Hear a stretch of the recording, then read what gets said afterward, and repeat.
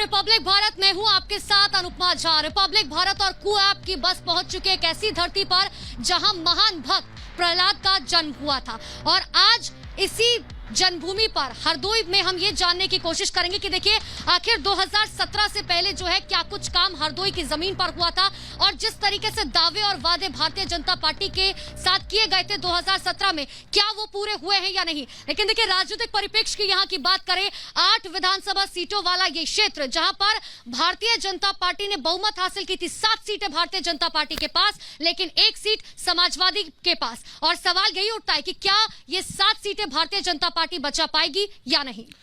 नमस्कार, मैं हूं आप सभी के साथ वैभव मिश्रा। आज हम हरदोई जिले में हैं। हरदोई जिला वो जगह है जहां पर भगवान विष्णु ने नरसिंह का अवतार लेकर हिरण्याकश्यप यानी बुराई का अंत किया, लेकिन हरदोई की जनता की परेशानियों का अंत हुआ।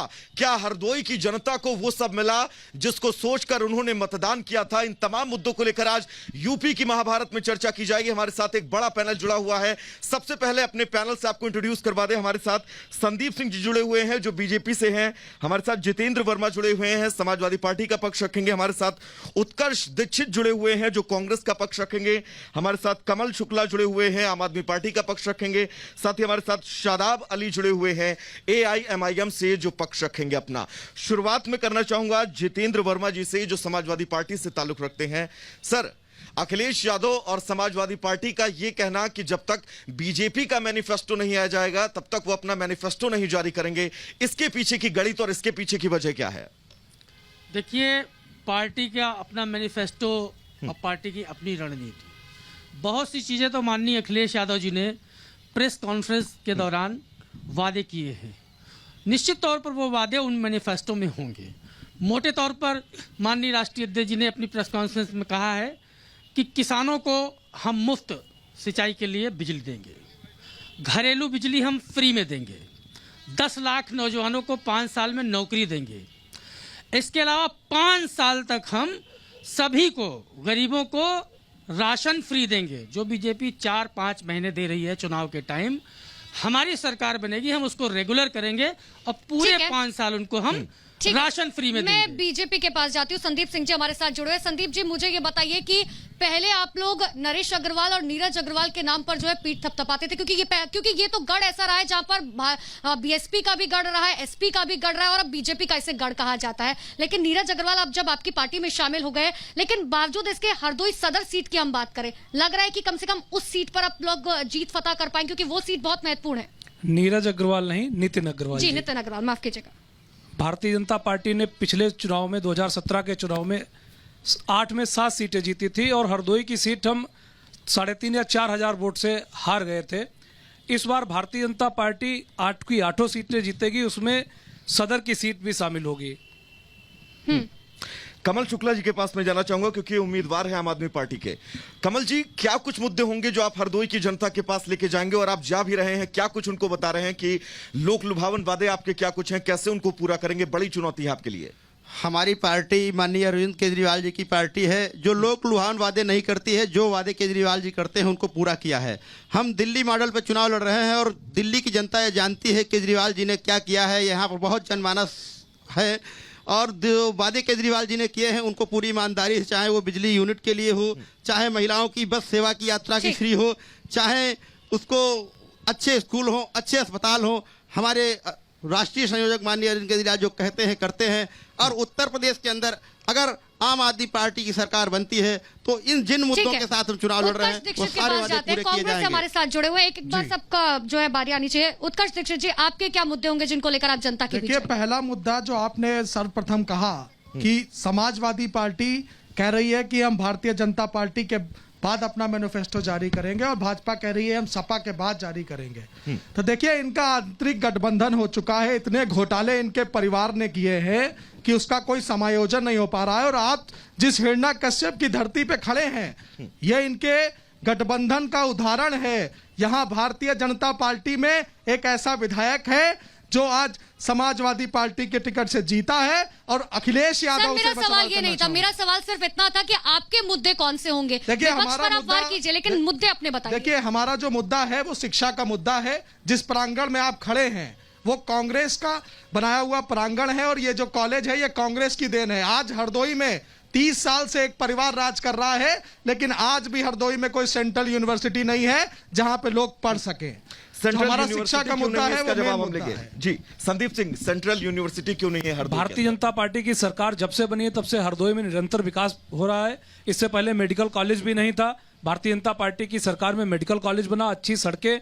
आप प्राइमरी स्तर की बात करें तो सपा बसपा कांग्रेस जितनी भी सरकारें रही, किसी ने बेसिक एजुकेशन को लेकर काम नहीं किया। हमारी सरकार में बेसिक स्कूलों की जो दुर्दशा इनकी सरकार में थी वो बदली है। आप हरदोई जनपद के किसी भी बेसिक स्कूल में जाकर देखिए, आपको परिवर्तन दिखाई देगा। ठीक है, जवाब मैं- लेंगे इसका। भारतीय जनता पार्टी शादाब अली जी अभी हमारे साथ जुड़े हुए हैं। शादाब जी, आप क्या कुछ मुद्दे लेकर जाएंगे जनता के बीच, सबसे पहले ये बताइए। और सर ये भी बताएगा कि भारतीय जनता पार्टी की तरफ से जो बातें रखी गई है क्या उससे सहमत है आप? जी बिल्कुल भी सहमत नहीं है। और जो भारतीय जनता पार्टी और समाजवादी पार्टी जो है आपस में जुगलबंदी है। कभी जो है सपा का जो है बीजेपी में भाग जाता है और बीजेपी का सपा में चला जाता। अभी तक कहा जाता था कि जो है बीजेपी वॉशिंग मशीन है, कम्युनल सेकुलर डालो कम्युनल निकालो। आज जो है सपा का भी यही हाल है, कम्युनल डालो और सेकुलर निकालो। कैसे इस सिक्के के दो पहलू हैं, ये आप जी, समझाइए। जी। कैसे आप इतना बड़ा आरोप समाजवादी पार्टी और बीजेपी पर लगा रहे हैं? अभी आप देख ही रहे होंगे स्वामी प्रसाद मौर्य जी हाँ सपा में शामिल हो गए हैं और जो है उनकी जो मुलायम सिंह की जो बहू है अपर्णा यादव जी, वो बीजेपी में शामिल होने जा रही हैं। तो इससे साफ जाहिर होता है कि ये इससे एक कैसे जाहिर होता है, ये जरा समझाइए, इससे कैसे जाहिर होता है? आप ये देखिए कि जो है बीजेपी मुसलमानों से डराती है हाँ। लोगों को, और जो है सपा जो है बीजेपी से मुसलमानों को डराती है। ठीक है, मेरे को लगता है इसका जवाब संदीप जी से ले लेना चाहिए। संदीप जी, एक बड़ा आरोप आपके ऊपर जो है, और ये सिर्फ जो है सर नहीं कह रहे शादाब अली जी, ये तो मन से ओवैसी जी भी कहते हैं। ये इनकी मानसिकता को प्रदर्शित करता है। भारतीय जनता पार्टी अगर मुसलमानों को डराती तो उनके आवास नहीं बनवाती। भारतीय जनता पार्टी अगर मुसलमानों को डराती तो उनके घर में अनाज नहीं भिजवाती। भारतीय जनता की पार्टी की सरकार में सबका साथ सबका विकास हुआ है। इनको एक बात और बताना चाहता हूं, डराने का काम हम नहीं कह रहे। आपके नेता ही मंच से कहते हैं कि जब मोदी जी योगी जी नहीं होंगे तो तुमको कौन बचाएगा। इस बात पर इनको अपनी सफाई देनी ठीक है, चाहिए। जवाब। भारतीय जनता पार्टी मुसलमानों के साथ योजनाओं का, सरकारी योजनाओं का लाभ पहुंचा रही है। उसके बाद भी अगर भारतीय जनता पार्टी को मुसलमान वोट नहीं देता है तो राष्ट्रवाद के नाम पर जो भारतीय जनता पार्टी के साथ में होगा हम सब उसका स्वागत ठीक है, करेंगे। शादाब अली जी विकास जवाब, सबका शादाब करेंगे। अली जी जवाब। जी, जो ये अभी बात कर रहे हैं कि योगी और मोदी जी अगर नहीं होंगे तो शायद इन्होंने जो है अभी पूरा वीडियो उसका नहीं सुना है। आईटी सेल द्वारा जो 10 सेकंड का 15 सेकंड का जो उस 10-15 वीडियो सेकंड का डाला मतलब गया क्या है है शादाब जी? सिर्फ उस 10-15 सेकंड का मतलब क्या, आप ये बताइए। जी, उसको पौन घंटे की स्पीच को सिर्फ 15 सेकंड की स्पीच काट 15 के सेकंड में उसको कंटेंट आगे- आप क्या दे रहे हैं ना, ये भी तो मायने रखता है। उस 15 सेकंड में जो आप कह रहे हैं उसका फर्क क्या पड़ता है, ये भी तो मायने रखता है ना। देखिए, एक बुजुर्ग को 80 साल के बुजुर्ग को पुलिस के द्वारा उसको पेशाब उसके मुंह पे करा गया, और इस पे अगर हम कुछ ना बोलें और भारतीय जनता पार्टी भी जो है अपनी आंखें बंद करके बैठ जाए। सर मुझे लगता है, देखिए ये तो कानून व्यवस्था की बात है और कानून व्यवस्था को लेकर जो है लगातार भारतीय जनता पार्टी अपनी पीठ थपथपाती है। इसी सवाल के साथ मैं संदीप जी के पास जाऊंगी, जितेंद्र जी के पास जाऊंगी। जितेंद्र जी, लगातार बीजेपी की तरफ से कहा जाता है कि कानून व्यवस्था हमारी बहुत अच्छी है, और एक और सवाल मेरा यहाँ पे ऐड ऑन है, क्योंकि रिपब्लिक की तरफ से जो है ओपिनियन पोल आया गया है जिसमें देखिए समाजवादी पार्टी जो है वो 111 से 131 सीटों पर सिमटती हुई नजर आ रही है। भारतीय जनता पार्टी 250 से 272 सीटों पर, बीएसपी 8 से 16 और कांग्रेस 3 से 9 सीटों पर। एक एक करके मैं सबसे जवाब लूंगी, बताइए सर। कई सवाल हैं इसलिए समय दीजिएगा। कानून व्यवस्था की स्थिति उत्तर प्रदेश में ऐसी है कि 5 साल में 35 वकीलों की हत्या, 35 पुलिस वालों की हत्या, 9 पत्रकारों की हत्या, 200 से ज्यादा लड़कियों की गैंगरेप के बाद हत्या, 200 से ज्यादा व्यापारियों को जितेंद्र जी, लूट के कानून बाद व्यवस्था हत्या। पर भी सवाल होगा। पहले जो पुलिस, हमारा सुनिए, ओपिनियन देखिए आप अब बीच में रोकेंगे, इसका मतलब कि आप हमें कहने नहीं देना चाहते मेरे। नहीं, ठीक है बात सर, अपनी आप कहिए पूरी सर, नहीं, मंच इसका मतलब मंच आप आपका है अपनी बात सर, नहीं मंच कहना आपका है, चाहते। कहिए। विधायक की हत्या सीतापुर में, जेल के अंदर हत्या, क्या स्थिति है कानून व्यवस्था की। आज हाथरस की बेटी को जिस तरीके से रात में जला दिया गया, आपने देखा नहीं, पूरे देश ने देखा है। कानून व्यवस्था में उत्तर प्रदेश की हालत बद से बदतर जंगल राज जैसी है। दूसरी बात सर्वे की, ये सर्वे तो बंगाल में भी आए थे और भी चैनलों पर आए थे। जनता जमीन पर समाजवादी पार्टी के साथ है, और 5 काम नहीं बता सकते ये जो इन्होंने महिलाओं के लिए किए हो। मैं बताऊंगा, 100 बेड का महिला अस्पताल पूरे उत्तर प्रदेश के हर जिले में बना हुआ है। 55 लाख महिलाओं को समाजवादी पेंशन हमने दिया। 1090 सुरक्षा हमारी चलाई हुई। 7 लाख महिलाओं को लैपटॉप हमने दिया। 7 लाख लड़कियों को साइकिल हमने दी। 8 लाख लड़कियों को कन्या विद्याधन हमने दिया। और सुनिए, हरदोई का मुद्दा है, चुनाव हरदोई में 100 बेड का महिला अस्पताल हरदोई में बना है। कृषि महाविद्यालय हरदोई में बना है। पूरे उत्तर प्रदेश में बना है, हरदोई में भी बना है। कॉन्फिडेंस लेवल बहुत अच्छा है। मैं कह रही हूँ कि कॉन्फिडेंस लेवल बहुत अच्छा है, क्योंकि कांटे की टक्कर होनी चाहिए। मैं जवाब सर सबसे लेती हूँ, मैं सबसे जवाब देती हूँ। मुसलमान का नहीं है मैम, मुद्दा आवाम का है। जिस तरीके से लोग कोरोना काल में नदी में लाशें तैर रही थी, दुनिया ने देखा। ये दीपावली और ईद में भेद करने वाले लोग, उनको अंतिम क्रिया की सामग्री नहीं उपलब्ध करवा पाए। 99 मजदूरों की मौत हुई पैदल चल के। ठीक है, जवाब एक बार संदीप जी से लेती हूँ। दीपावली और ईद में भेद आपकी सरकार करती है, जब ईद को बिजली आती है और दीपावली पर अंधेरा समाज में छा जाता है। हम भेद की राजनीति नहीं करते हैं। भारतीय जनता पार्टी कानून व्यवस्था में आम जनता के साथ थी, है और रहेगी। आपकी तरह महिला उत्पीड़न करने वाले गैंगस्टर अपराधियों को, बलात्कारियों को मंच पर बैठाने का काम नहीं करती है। हमारे यहाँ जिस पर भी आरोप लगा, हमने उसको बाहर का रास्ता दिखाया और कानूनी कार्रवाई सुनिश्चित की। आपकी सरकार में गायत्री प्रजापति को आपने मंच पर बैठाने का काम किया और महिला सुरक्षा की बात करते हैं। उत्कर्ष जी के पास मैं जाना चाहूंगा। उत्कर्ष जी, पोल पर सवाल है उस, और हमारे इस पोल में आप बहुत दूर हैं। देखिए, मैं कितना दूर हूं ये तो आने वाला 10 मार्च सर, 3 से 9 सीटें, मात्र 3 से 9 सीटें। देखिए, आपका सर्वे है, आपका चैनल है, वो मैं मानता हूं कि आपका सर्वे हमारा नहीं होता। मैं आपको इस बात के लिए क्लियर कर दूं, थोड़ा सा टोक रही हूं बीच में। सर्वे जनता का होता है, ग्राउंड जीरो पर जाकर ये सर्वे हुआ है। चुनाव में सिर्फ सीटें जीतना हमारा मकसद नहीं है।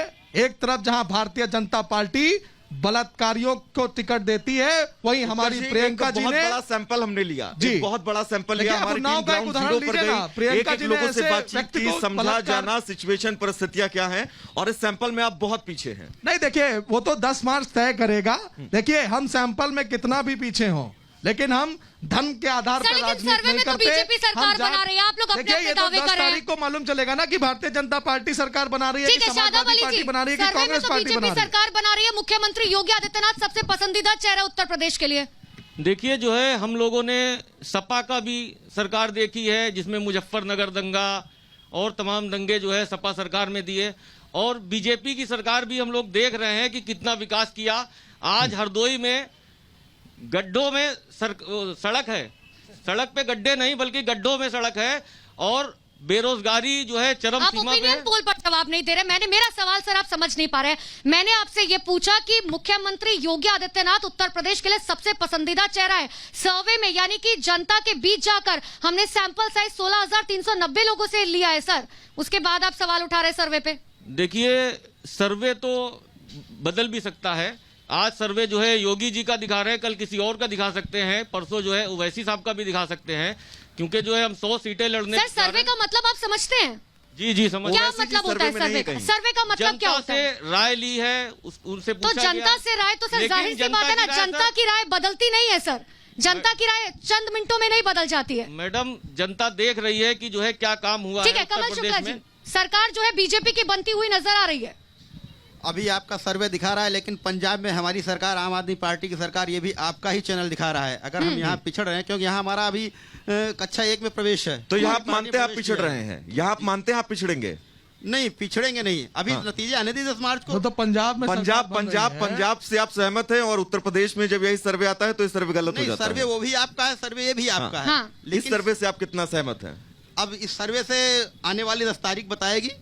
सर, अगर लग रहा है कि नहीं हो पाएगी, बन पाएगी बात, तो एक्सेप्ट कर लीजिए ना, इतना काहे कतरा रहे हैं? उस पार्टी सरकार बनेगी और हम पूरे बहुमत के साथ। ठीक है, संदीप जी जवाब दीजिए। ओपिनियन पोल के हिसाब से मुख्यमंत्री योगी आदित्यनाथ सबसे बड़ा, सबसे पसंदीदा चेहरा है। साथ ही 250 से 272 सीटें भारतीय जनता पार्टी को मिलती हुई नजर आ रही है, लेकिन बीजेपी ने कहा था कि इस बार 300 पार। भारतीय जनता पार्टी की सरकार पुनः बनेगी, और ये 272 का जो आंकड़ा है, प्रथम और द्वितीय चरण का चुनाव संपन्न होने के बाद में ये आंकड़ा बदलेगा, और 350 के आसपास भारतीय जनता पार्टी की सीटें लाकर सरकार बनाएगी। 300 पार आप नहीं जा रहे हैं सर इस आंकड़े में? नहीं, आंकड़ा बढ़ेगा हमारा। आप सर्वे पे सवाल उठा रहे हैं सर, सर्वे में तो आपको जीत मिलती हुई नजर आ रही है। जीत मिल रही है और बिल्कुल जीत लाजमी और है, बड़ी इनका होगी। सवाल उठाना लाजमी है जी, इनका मैंने भी सवाल अभी उठाना बोला था, लाजमी सर्वे है। बदल जाता है, सरकार आगे चल जनता के सर्वे बनाएगी बदलेगा। और 10 तारीख को रिजल्ट आएगा तब मालूम चलेगा कि जमीनी हकीकत क्या है। बलात्कार, लगातार बलात्कार पे बलात्कार हो रहे हैं। हाथरस में पीड़िता को न्याय दिलाने के लिए प्रियंका गांधी जी को जब पीड़िता को न्याय दिलाने के लिए निकली तो उत्तर प्रदेश में पुलिस ने कोई उनको घटना होती रोकने है का तो काम प्रियंका जी आ किया और जाती हैं। उत्तर प्रदेश जब राजस्थान में जब घटना होती है तो उसके बाद में प्रियंका गांधी का कोई बयान नहीं आता, ना राजस्थान जाने की उनको फुर्सत मिलती है।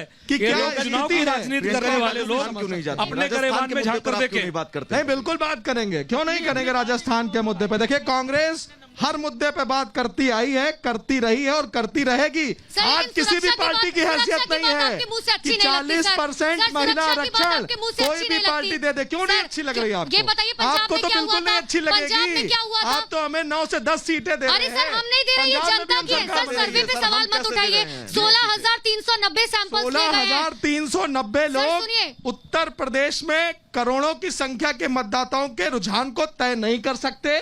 मैं भी मीडिया चैनल में पैनलिस्ट रहा हूं, एंकर भी रहा हूं, रिपोर्टर भी रहा हूं। एक सर, हम छोटा सा उस चीज की सैंपल रिस्पेक्ट करते हैं। उत्तर हम प्रदेश में किसकी सरकार बनेगी ये सर्वे तय पे नहीं आप कर सवाल सकते। उठा रहे हैं, वो आपकी सोच हो सकती है, लेकिन बात यह है कि आपको कम सीटें तो मिल रही हैं। आप हैं कहाँ ये बताइए ना। देखिए, और आप हम हर सुरक्षा की जगह बात हैं। करें, प्रधानमंत्री को आप सुरक्षा दे पाए थे क्या पंजाब में, जो ये बताइए। प्रधानमंत्री की सुरक्षा की जिम्मेदारी पहले तो गृह मंत्री की होती है, गृह मंत्रालय की होती है। पंजाब सरकार की नहीं होती सर? क्यों नहीं होती है? पंजाब कहाँ थी आपकी सरकार ने पंजाब सुरक्षा सरकार? दी आपकी और पंजाब पंजाब सरकार कहाँ सरकार थी? की सुरक्षा की बदौलत प्रधानमंत्री जी ने खुद स्वयं मुख्यमंत्री को धन्यवाद दिया कि मैं उन्होंने ये सुरक्षित कहा था, रूप से सुनिए, लौट के उन्होंने आया हूं। ये कहा था कि धन्यवाद शुक्रिया देते हुए कहा कहिएगा क्या? कि मैं यहाँ से जिंदा बच के जा रहा हूँ। एक देश के प्रधान सेवक होने के नाते अगर वो ये बात बोलकर जाते हैं तो कितनी शर्म की देखिए, बात अब है जिस सर। देश के प्रधानमंत्री को अपने देश में खतरा होगा, उस देश की आवाम की सुरक्षा कौन करेगा? कौन राज्य जिम्मेदारी सरकार तो सर लेगा? वहां पे आपकी है ना, राज्य बिल्कुल सरकार है, की हमारी वहाँ सरकार समस्या में ये थी कि कांग्रेस की सरकार है, भारतीय जनता पार्टी की जहां भी सरकार है, प्रधानमंत्री की सुरक्षा में कहीं कोई चूक नहीं होती है। बिल्कुल ये कोई आपकी चूक हुई नहीं मानसिकता है को दर्शाता प्रधानमंत्री की है सुरक्षा कि में। आप इस देश के प्रधानमंत्री के प्रति भी गंभीर नहीं हुए। देखिए, अगर राज्य सरकार दोषी है तो राज्य सरकार ने जांच ठीक है, गठन उत्तर के प्रदेश पे आदेश वापस दिए हैं, आते हैं, वहाँ पे उत्तर जांच प्रदेश चल पे रही है। उत्तर प्रदेश पे देखिए, वापस आते उत्तर हैं। प्रदेश और हरदोई पर लौटते हैं वापस। जी।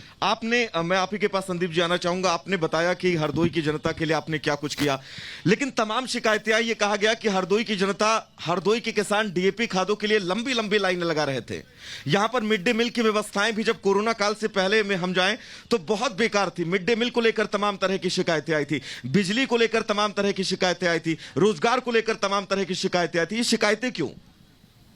ये शिकायतें इसलिए थी क्योंकि सपा और बसपा की सरकारों ने कोई काम नहीं किया था। तो जिम्मेदारी आपको दी गई ना, हमारी सर। सरकार जब से आई है तब से आप किसी भी प्राथमिक स्कूल में जाइए, मिड डे मील की व्यवस्था सही चल रही है। एक एक मुद्दे पर अगर बात करेंगे, भारतीय जनता पार्टी ने हर मोर्चे पर काम करने का काम किया है। इस सीजन में डीएपी खाद को लेकर लंबी DAP लाइनें खाद क्यों के लगी, लिए अनियमितताएं क्यों हुई, लोगों ने ब्लैक में खाद क्यों खरीदी, लोगों ने ब्लैक में खाद क्यों बेची? एक एक जगह पे सरकारी केंद्र पर खाद बंटने का काम हुआ है। समाजवादी और बसपा की सरकार जब थी तब किसानों पर खाद के लिए, बीज के लिए लाठियां चलती थी। भारतीय जनता पार्टी ने खाद को आम किसान तक पहुंचाने का काम किया है। हुए काम ये सारे? देखिए, जी। 5 साल तक भारतीय जनता पार्टी भावनात्मक भ्रष्टाचार करती रही, इमोशनल करप्शन, यानी आप वादा करें और उससे मुकर जाएं। 2 करोड़ रोजगार और नौकरी का जो वादा इनका था वो नहीं मिला। सपा सरकार में 5,43,000 सरकारी नौकरियां हमने दी। ये उस समय टीवी चैनलों पर भी चला और मीडिया के पन्नों पर भी आया। इन्होंने भर्तियां जो भी की, गलत आंकड़े सुनिए, जीतू अब जी मैं मत बीच में- नहीं मैं नहीं आपके बीच नहीं में नहीं बोला गलत था। आंकड़े नहीं। मैं आपके आपकी बीच में सरकार में बोला था। 2 मैं आपके बीच में नहीं लाख, बोला आपकी था। सरकार में 2 लाख सरकारी मैं आपके नौकरियां थी, 5 हमने बीच में 4.5 बोला लाख था। नौकरियां देने का ये काम किया। भ्रष्टाचार आप करते आंकड़ों रहे। पर मत खेलिए, आप भर्तियों में गलत पेपर आंकड़े लीक। जनता के बीच में रखकर गुमराह नहीं कर मुख्यमंत्री सकते हैं। कमजोर है, कतई नहीं गुमराह कर पेपर सकते हैं। मुख्यमंत्री आपकी कमजोर सरकार है, में किस तरीके से एक मुख्यमंत्री धर्म विशेष कमजोर के है, लोगों को, एक पेपर जाति विशेष लीक, के लोगों को नौकरियां मिलती थी। भ्रष्टाचार करना भारतीय जनता इनका पार्टी धर्म की है, सरकार में उसके साढ़े अलावा 4 कोई लाख काम नहीं नौकरियां उसमें बात कोई एक नौकरी पर नहीं कर सकता। किसी धर्म के लिए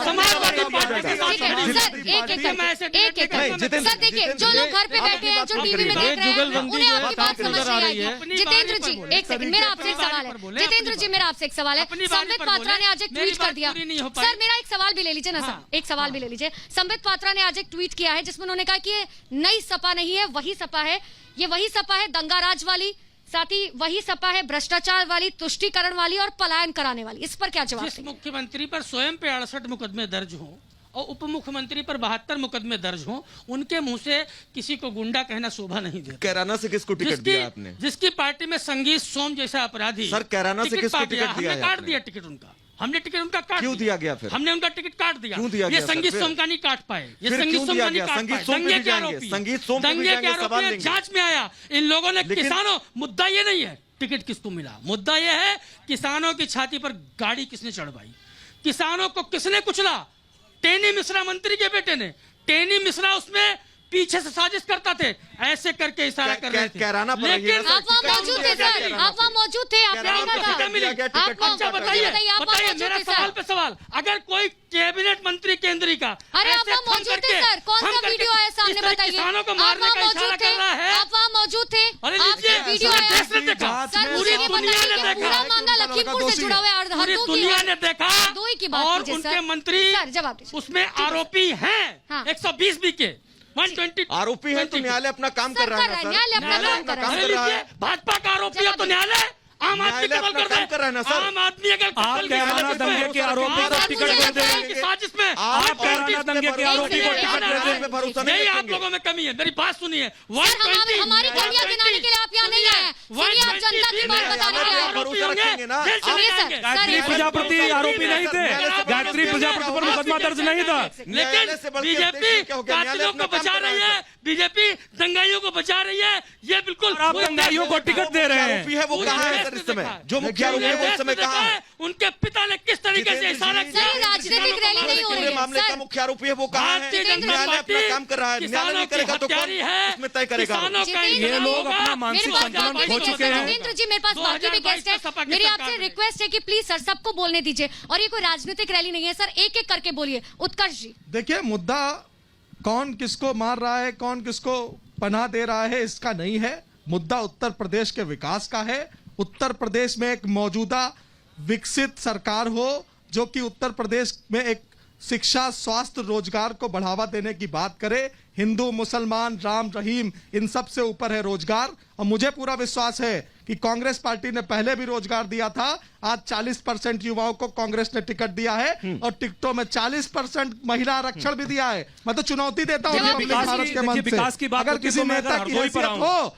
वो विकास महिलाओं की को बात हो- 40% का आरक्षण दे दे, और ये भारतीय जनता पार्टी वाले जिनके शीर्ष नेता अपनी महिलाओं को दरकिनार ठीक करके है, देश की ठीक है। राजनीति कर रहे हैं, देखिए, वो अगर महिलाओं को विकास की संरक्षण अगर कर दें। विकास की बात है तो मैं हरदोई पर एक छोटी सी देखिए बात और हरदोई कहना में चाहता कितना हूं। विकास हुआ ये भारतीय हरदोई जनता में पार्टी नहीं चले गए। अर्जुन पुल का अरे एक मैं बहुत बड़ा भारतीय मुद्दा जनता था। पार्टी को चुनौती भारतीय देता हूं भारतीय जनता फिर कि से जो मत जिस सर, एक एक कैंडिडेट करके, सर, ने प्लीज, मेरी इन रिक्वेस्ट लोगों है। के आपके पास आपके इस्तेमाल इन लोगों के करें। पास जिस बहस करने का कोई कैंडिडेट मुद्दा ने, नहीं जिस है। कार्यकर्ता ने ये बाद में लोग आजाद बौखलाए को हैं, पिछली बार पाया था इसलिए कि अनाप भारतीय शनाप जनता बातें पार्टी कर रहे आपका इस्तेमाल हैं। करें। विकास पर बात करेगी। नहीं करना चाहते, कानून व्यवस्था पर बात नहीं करना चाहते।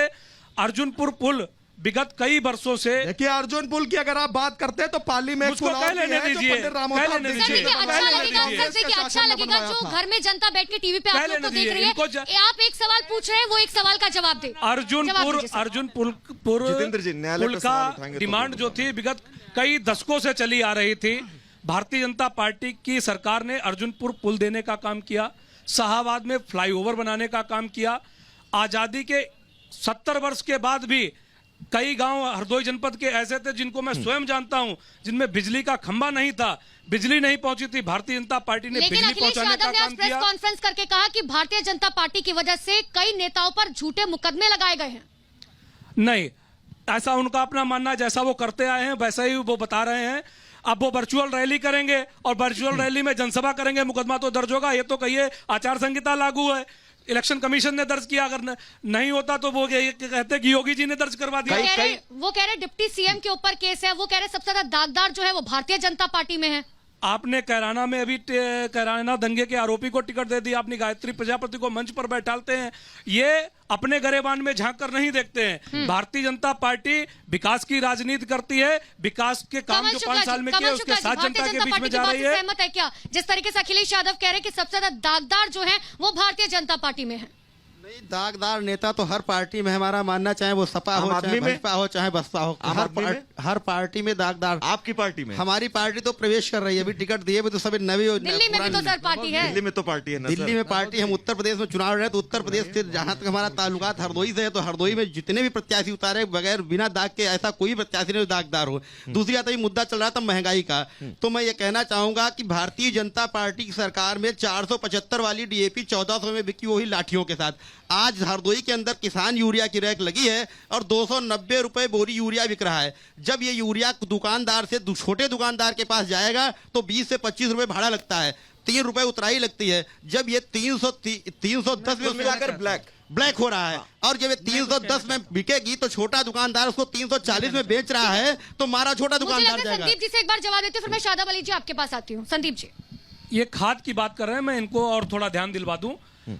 सपा की जब सरकार थी, सपा पे बसपा सर की क्यों सरकार जाते थी, हैं? मैं बता रहा सवाल हूँ, आपसे इनकी है ना सरकार सर? नहीं, मैं बता रहा हूँ, जवाब ले लीजिए। यही सरकार अभी आज हम केवल खाद मैं बता रहा हूँ, अरे भाई साहब, आज की बात बता रहे हैं, आज हरदोई में खाद और बता रहे हैं राशन हम। जिस तरीके से पूर्व की सरकारों में ब्लैक होता था, काला बाजारी होती थी, भारतीय जनता पार्टी ने सब पर ताला लगा दिया है। मैं आपसे लगातार ये कहती हूँ कि अपनी करंट सिचुएशन के बारे में बात कीजिए। पूर्व की सरकारों ने क्या किया, जनता ने तुलना देखा, तो हम तभी इसीलिए करेंगे। नकार दिया। हमारी सरकार में जनता ने कहीं देखा काला सर, बाजारी इसीलिए नहीं हो नकार रही है। दिया। कैसी नहीं बात सर, कर रहे हैं सर? जनता हमारी ने सरकार देखा। में कहीं काला बाजारी नहीं हुई, किसान को खाद मिली, हमने गरीब को राशन मिला। किसानों की लंबी लाइन लगी रहती है डीएपी खाद के लिए। कैसी बात सर आप कर रहे हैं? देखिए, जब क्यों ये अनियमितताएं थी सर? जब अनियमितताएं इसलिए थी कि जहां पर हम सरकार खाद पहुंचा रहे थे, वहां पर किसान आ रहे थे, सबको लाइन में लगाकर हम लोग बांट रहे थे, नहीं है, ये कहीं सरकार कमी नहीं हुई थी। आपको पता है सर, जमीनी सरकार की स्तर, कमी एक को सेकंड, दिखाता है, एक इसमें सेकंड, माननीय एक योगी सेकंड। आदित्यनाथ सर, जी एक पूरी सेकंड, तरीके से एक फेल रहे हैं। आपको पता है सर जमीनी हकीकत क्या है? अगर किसी किसान को चाहिए ना, भुगतान चाहिए या उसे कोई भी चीज चाहिए ना, वो रात को 2 बजे जाकर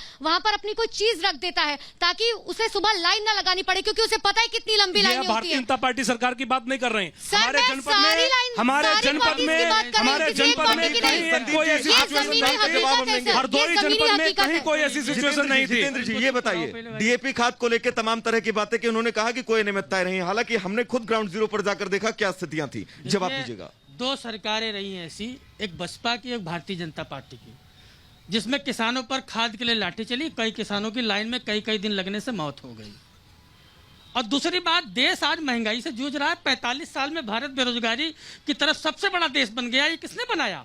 70 साल की बात होती है तो 45 साल में सबसे बड़ा बेरोजगारी वाला देश भारत बना तो किसने बनाया? प्रधानमंत्री, मुख्यमंत्री जी ने बनाया। आज समझ लीजिए महंगाई की स्थिति, 1000 रुपए का जो सिलेंडर महिला खरीद रही है वो बीजेपी को वोट नहीं देने जा रही है। जो 100-110 रुपए में डीजल पेट्रोल खरीद रहा है वो बीजेपी को वोट नहीं देने जा रहा है, समाजवादी पार्टी को वोट देने जा रहा है। आज महंगाई डायन नहीं डार्लिंग हो गई, आज महबूबा हो गई महंगाई। और दूसरी सरकारों में आपको कैसे पता कि जनता के लिए सिर्फ एक आप ही ऑल्टरनेटिव है? आप कांग्रेस सोचिए, भी आप आपके स्वयं महिला बगल में हैं, आप खड़ी है, स्वयं महिला हैं, आम आदमी पार्टी आप भी है। स्वयं महिला हैं। सोचिए, मैं आपको लेके कह रहा हूँ, आज महिलाएं सुरक्षित नहीं है। साड़ी समाजवादी खींची पार्टी गई, सीतापुर में महिला सुरक्षा की बात करते साड़ी खींची गई। किस तरीके से सिंगर ने एक बेटी को बर्बाद करके उसके पिता बीजेपी की वाले हत्या कहते करवा हैं दी। कि सर अगर आप लोग आ जाएंगे तो किस तरीके गुंडा से राज सिंगर ने होगा, हत्या करवा दी। मुजफ्फरनगर के ये महिला टंकी फूल सम्मान की गए, बात नहीं कर कैराना सकते। का पलायन सुन हो लीजिए, गया। महिलाओं से जुड़ी बात, हम 1 करोड़ परिवारों का उत्तर प्रदेश में चयन करेंगे 10 मार्च के बाद।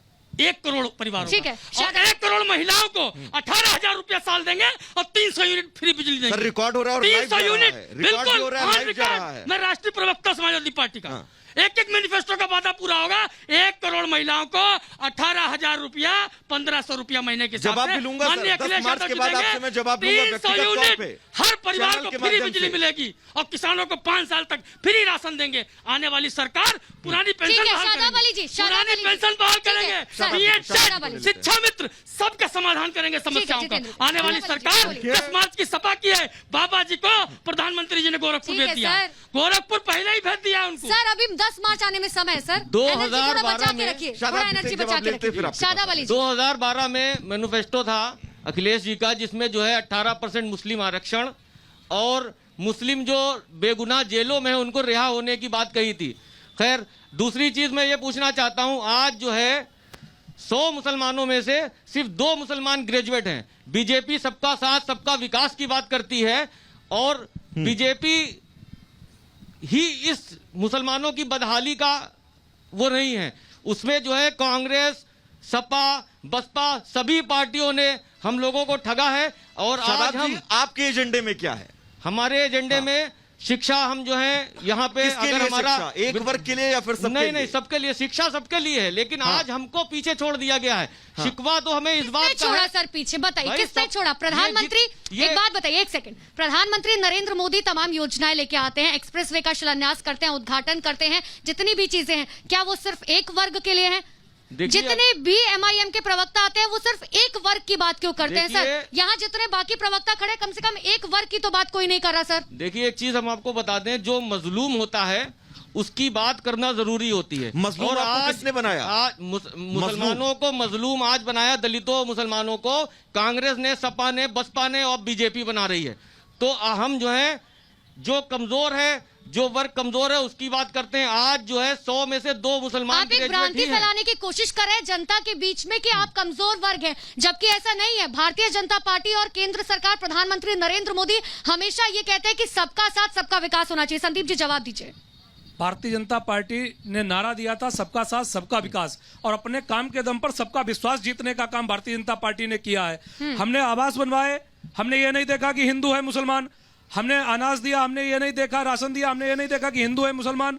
हमने सड़क बनवाई, ये नहीं देखी कि ये मुसलमान के गांव में जाएगी कि हिंदू के गांव में जाएगी। हमने बिजली के कनेक्शन दिए, ये नहीं देखा फिर हिंदू उनको का ऐसा कर रहे हैं, फील क्यों मुसलमान। होता है कि वो लोग ये शोषित इनकी हैं, सर? मानसिकता है, उस मानसिकता के अच्छा, साथ तो ये अपने आपने जो है राजनीति कर एक रहे भी हैं। जो है 2017, 2019 एक भी मुसलमान को टिकट क्यों नहीं दिया? आप बताइए। ये आपने सबका साथ, कितने सबका हिंदुओं को विकास टिकट की दिया बात- सर? आपकी- आपने जो कितने राम हिंदुओं को को- टिकट दिया या कितने हिंदुओं को टिकट देंगे अभी ये हमारी बताइए। पार्टी में 17 उम्मीदवार घोषित हुए, जिसमें एक पंडित जो है गामा साहब हैं। 17 पे मोहन एक है सर। ये इस बात के लिए मैं आपकी पीठ थपथपाऊं। अभी कल लिस्ट एक आ रही प्रवक्ता है। आए थे इसी अभी मंच पे, देखिएगा यूपी हमारे का महाभारत हमारे के उसमें मंच पे। दलितों को भी, शादाब जी, पंडितों को भी, जितने भी शादाब लोग जी, हैं। कल एक प्रवक्ता आए थे यूपी का महाभारत के मंच पे, उन्होंने कहा था कि 100 में से 45 हिंदुओं को टिकट देगी AIMIM। बिल्कुल बिल्कुल तय है? बिल्कुल On बिल्कुल record। जो है यहाँ पे कोई जात बिरादरी या कोई भी धर्म वाला मामला आप नहीं तब है। से धर्म की बातें कर रहे हैं और कह रहे बीजेपी हैं जात कहती है बिरादरी, सबका धर्म की साथ बातें। सबका उत्कर्ष विकास, लेकिन हम दीजिए करके जी। दिखाएंगे। ये बताइए, सर कह रहे हैं कि देखिए चाहे कांग्रेस हो, बीएसपी हो, समाजवादी हो, सबने हमारा शोषण किया है।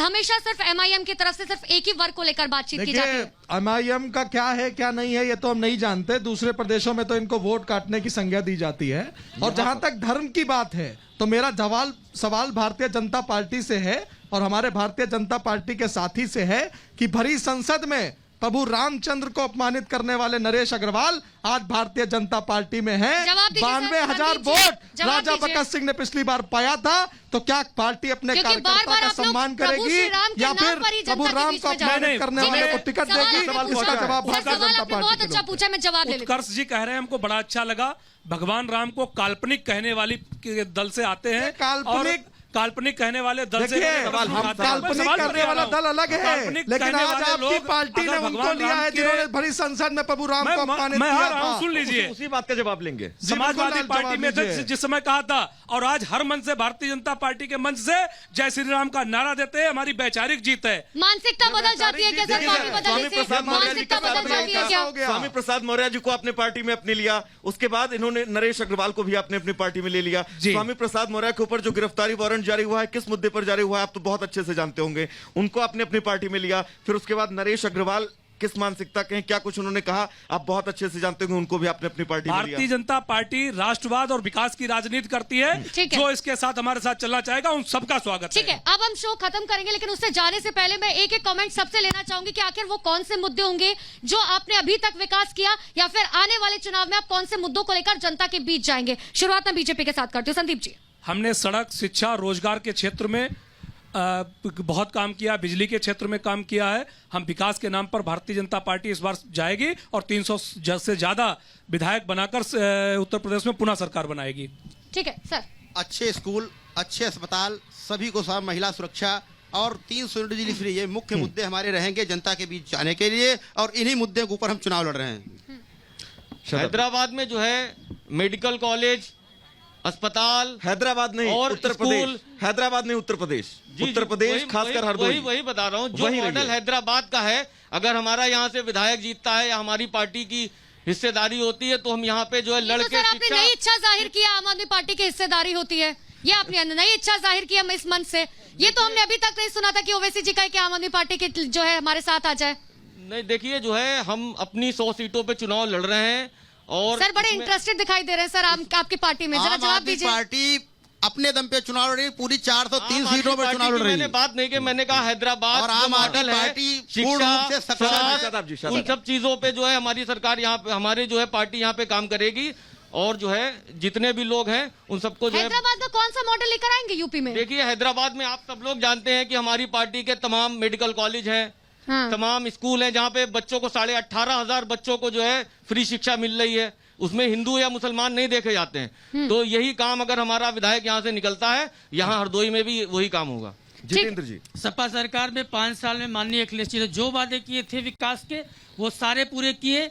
आने वाली सपा सरकार 10 मार्च को है। माननीय मुख्यमंत्री जितने भी वादे मैंने अभी तक आपको बताए, हमारा मुख्य एजेंडा होगा रोजगार। जितेंद्र जी मेरा एक नौकरी। सवाल भी है मेरा, क्योंकि सब कहते हैं कि बीजेपी वाले कहते हैं गुजरात मॉडल आएंगे, आम आदमी पार्टी कहते हैं दिल्ली मॉडल आएंगे, सर कह रहे हैं हैदराबाद मॉडल आएंगे। यूपी का अपना कोई मॉडल तैयार भी किया गया किसी राजनीतिक पार्टी की तरफ से या नहीं? ये 5 साल में जो 70 साल में विकास हुआ था, 5 साल में माननीय अखिलेश यादव जी ने उत्तर प्रदेश का किया, और आने वाला उत्तर प्रदेश मॉडल स्वयं अपने आप में बनेगा। 5 जनता साल ने में। आपको क्यों नकार दिया गुजरात था मॉडल 17 तो सिर्फ दिखावा है। 17 में जनता ने गुजरात से आपको इनको क्यों नकार प्रचार दिया के था? लिए ये भी कार्यकर्ता बताइए पुराने पड़ रहे हैं, समझ लीजिए। 17 में जनता ने आपको क्यों नकार दिया था अगर आपने इतना विकास किया था तो? 17 में जिस तरीके से इन लोगों ने सपने दिखाए, अखिलेश जी मेट्रो लेके आए, इनने सपना दिखाया बुलेट ट्रेन का, जनता को लगा अखिलेश जी से भी ज्यादा अच्छा विकास काम बीजेपी कर देगी। ठीक है, उत्कर्ष उनको दीजिए। लगा कि अगर अखिलेश यादव ने सर, समय की कमी है, थोड़ी सी सर, समय की 55 लाख कमी, महिलाओं कम को शब्दों पेंशन में। दिया है तो ये क्या नाम कम से कम 2 करोड़ महिलाओं को पेंशन दे देंगे। शिक्षा रोजगार अखिलेश जी ठीक ने है, जो सर। दिया है उससे ज्यादा ये दे ठीक है, देंगे, इसलिए इनको लाए। लेकिन जनता सर ने माफी देख के लिया साथ आपको रोक रहे, कि माफी 5 के साल में साथ कुछ सर, मिला नहीं। माफी अब के ये साथ रोक रहे। उत्कर्ष दीक्षित जी, मार्च को उत्कर्ष बाबा जी। गोरखपुर जाने वाले हैं, बीजेपी सत्ता से हटने वाली। उत्कर्ष जी, जी हमारा जो मेन मुद्दा है और जो हमारा विजन है वो महिला सशक्तिकरण का है। अभी जिस पल्लू खींचने वाली महिला की बात कर रहे थे, हमारी प्रियंका गांधी जी ने उसको लखीमपुर से उम्मीदवार घोषित कर देने का काम किया है। महिला सशक्तिकरण में करेंगे। इसके अलावा हम रोजगार की बात करेंगे। हम जो भी उत्तर प्रदेश में एम्स जो भी हमारी पिछली सरकारों ने खुलवाए थे, जिनके लिए जमीनें ठीक भी है, आवंटित ठीक हो है। गई थी, जो खुलने नहीं गए, हम उस ठीक पे है। कार्य करने का काम करेंगे। हम बुनियादी ढांचे पे ठीक है, काम सर। करेंगे। हम राम रहीम की राजनीति न ठीक है, करते सर, ठीक थे, है। न करते हैं, न करेंगे। ठीक है सर, बहुत बहुत शुक्रिया आप सभी का हमारे साथ जुड़ने के लिए। तो देखिए हरदोई के नेता जो है जनता के बीच में क्या कुछ कह रहे हैं, क्या वादे लेकर जाएंगे, ये सब हमने आपको समझा। लेकिन रिपब्लिक भारत और कू आपका की बस का सिलसिला लगातार जारी है। अनुपमा, वाकई हरदोई की जनता इंतजार भी कर रही थी कि जब उनके जनप्रतिनिधि यूपी का महाभारत के मंच पर जाएंगे तो क्या कुछ कहेंगे, क्या कुछ लेकर जाएंगे, उनके वादे क्या कुछ होंगे। जाहिर सी बात है जनता को यह समझ में आ गया होगा कि कौन क्या कुछ जनता के लिए लेकर जाने वाला है। कुऐप और रिपब्लिक भारत की बस लगातार उसका सफर जारी रहेगा। हरदोई से फिलहाल आज के लिए बस इतना ही। और हम लगातार देखिए ये बात कहते हैं कि 10 मार्च को चुनाव के जब नतीजे आएंगे तब पता चलेगा। लेकिन अपने घर से निकलिएगा, मतदान का इस्तेमाल जरूर कीजिएगा। ये बहुत गर्व की बात है कि आप राष्ट्र के लिए जो है मतदान करें। बहुत बहुत शुक्रिया आप सभी का बहुत बहुत हमारे साथ शुक्रिया जुड़ने के लिए। सर।